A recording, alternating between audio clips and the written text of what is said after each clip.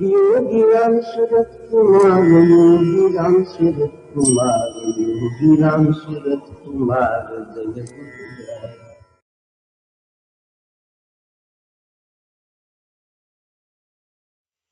பகவான் நன்றியோடு அவருடைய நாம கங்கையில் நாம் குளித்து எழுந்ததற்கு மகிழ்ச்சியோடு அவருடைய நாம தாமரைகளை அவருடைய பாத தாமரைகளில் சமர்ப்பித்து இன்றைய பிரசாதத்தையும் பகிர்ந்து கொள்வோம்.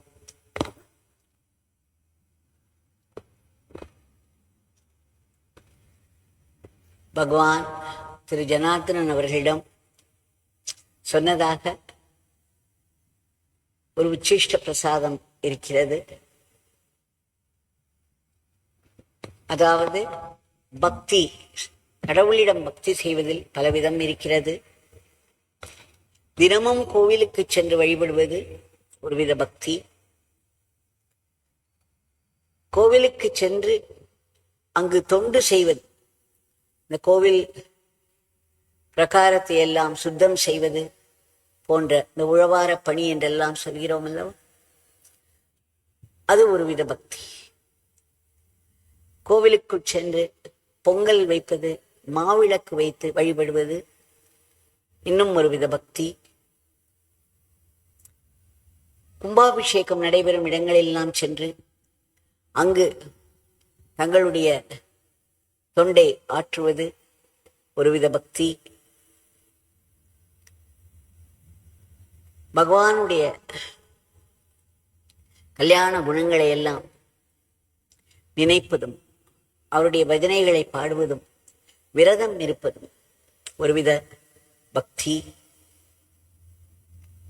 வீட்டிலேயே ஒரு குத்து விளக்கை ஏற்றி வைத்து அதன் முன்னால் இறைவனுடைய நாமத்தை சொல்லிக்கொண்டே இருப்பது ஒருவித பக்தி என்று 8 விதமாய் பக்தியின்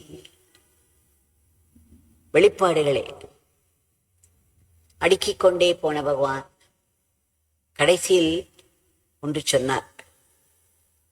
ஆனால் இத்தனை வித பக்திகளுக்கும்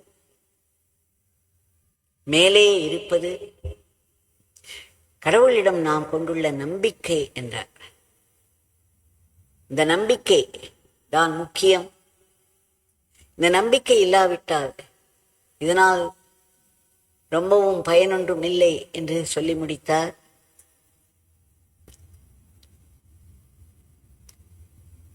ஆக நாம் நம்பிக்கை கொள்வது எப்படி? இந்த நம்பிக்கை எப்படி வரும்? எல்லோருக்கும் நம்பிக்கை வருவதில்லையே.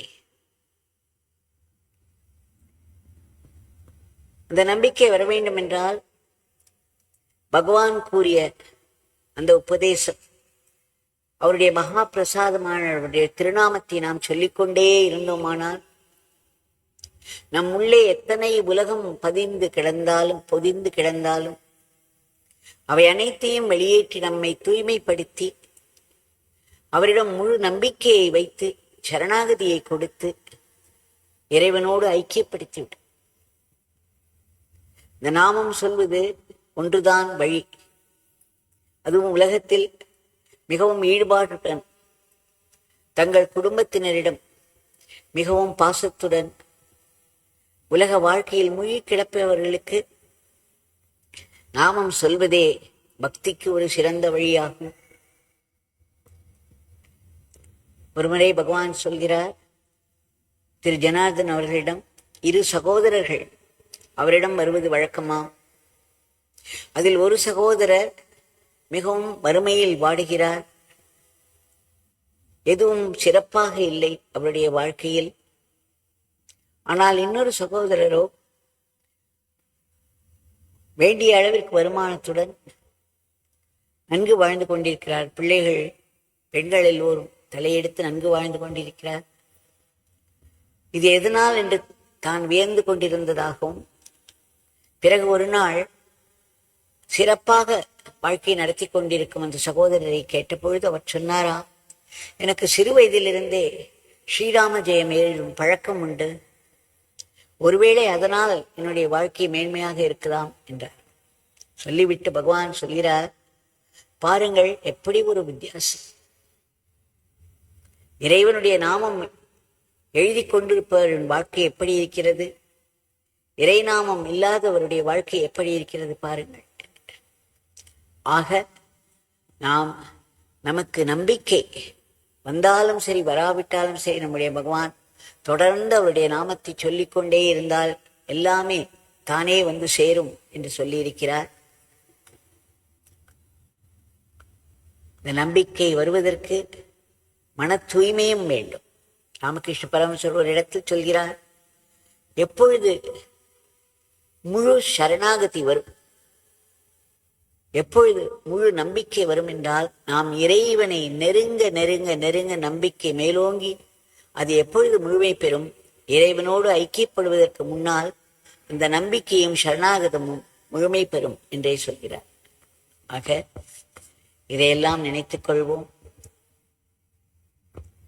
பகவான் சாதாரணமாக சொல்லிக்கொண்டே போவது போல இருக்குமானால் கடைசி வரியில் ஒரு பெரிய ஆழ்ந்த ஒரு உபதேசத்தை சேர்த்து விடுவார்.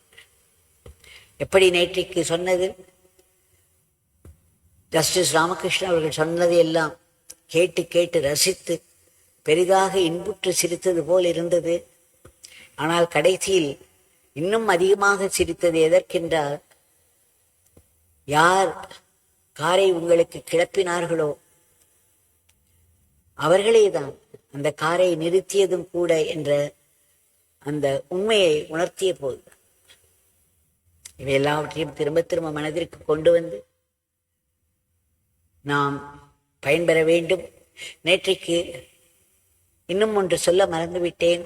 திரு சங்கர்ராஜுலு அவர்கள், ப்ரொஃபஸர் டாக்டர் சங்கர்ராஜுலு அவர்கள் இங்கு திருவண்ணாமலையில் கவர்மெண்ட் காலேஜில் பிரின்சிபலாக இருந்தவர். அவருக்கும் அப்படி ஒரு அனுபவம் இதுபோல் இன்னும் சிலரும் சொல்லியிருக்கிறார்கள். அவர்கள் மதுரையிலிருந்து திருவண்ணாமலை நோக்கி பகவானுடைய தரிசனத்திற்காக காரில் வந்து கொண்டிருந்த பொழுது கார் பழுதடைந்து விட்டது, கிளம்ப மறுத்து விட்டது. அவர்கள் உடனே பகவானுடைய நாமத்தை சொல்ல சொல்ல எங்கிருந்தோ ஒருவர் வந்து அந்த காரை சரிபார்த்து ஒரு 10 நிமிடங்களில் சரி செய்து காரை கிளப்பி விட்டார் என்று சொல்லி பகவானிடம் மகிழ்ந்த போது பகவான் அவரிடமும் அதேதான் சொன்னார். சரி சரி, இந்த பிச்சைக்காரன் நாமத்தை சொன்னதனால் கார் கிளம்பியது சரிதான், ஆனால் நீங்கள் சிந்தித்து பார்க்க வேண்டும் யார் காரை நிறுத்தியது என்று, யார் காரை பழுதடைய வைத்தது என்பதையும் நீங்கள் சிந்திக்க வேண்டும் என்று. எல்லோரும் பகவானுடைய உபதேசங்களை தினம் தினம் கேட்கிறோம். அதை ஸ்ரவண யோகம் என்று சொல்வார்கள். அதாவது காதால் கேட்பது, கவனத்தோடு கேட்பது. பிறகு அதை நாம் திரும்ப திரும்ப மனதிற்கு கொண்டு வந்து அதை பற்றி சிந்தித்து அதை நம்முடைய ஆழத்தில், உள்ளத்தின் ஆழத்தில் பதித்துக் கொள்ள வேண்டும். இதற்கு மனன யோகம் என்று சொல்வார்கள். இதில் நமக்கு ஒரு தெளிவு பிறக்கும். அதன் பிறகுதான் நிதித்தியாசனம், அதாவது ஒன்றை பிடித்துக் கொண்டு பிறகு தியானத்தில் ஆழ்வது. ஆக பகவானுடைய உபதேச பிரசாதங்கள் நம் உள்ளே சென்று ஜீரணமாகி நம்முடைய ஆத்மாவோடு கலக்க வேண்டும் என்று பிரார்த்தித்துக் கொள்வோம். ஜெய் யோகிராம் சரத்.